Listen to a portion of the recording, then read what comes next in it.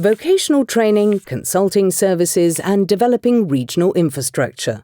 These are some of the key fields of activity of the German Chamber of Industry and Commerce, the Industrie- und Handelskammer, abbreviated to IHK. These services are financed through fees, charges, and the Chamber's membership contributions paid by companies. But who exactly pays these contributions, and how are they calculated, and how do they benefit companies? In principle, any company that is a member of the IHK is obligated to pay membership contributions. But for companies that are not listed in the German Trade Register, there are also exceptions. For instance, businesses whose annual profits do not exceed €5,200, and most startups generally do not pay membership contributions.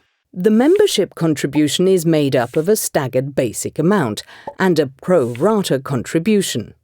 Similar to taxes, these components of the membership contribution are based on the company's annual earnings and its legal form.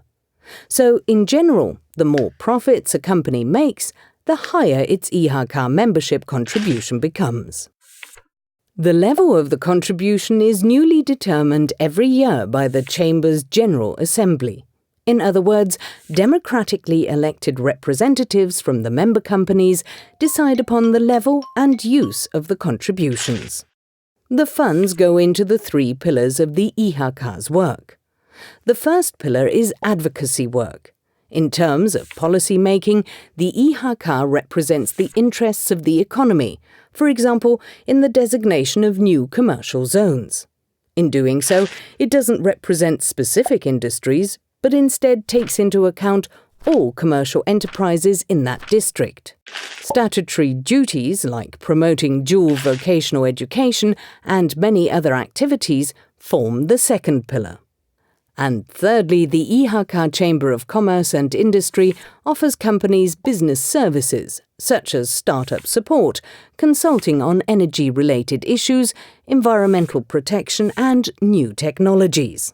But why do companies have to pay IHK membership contributions, even if they don't make use of these services? Some companies are big, others are small. Some are economic heavyweights, others are lightweights. But therein lies the answer. For example, they all need highly qualified young professionals.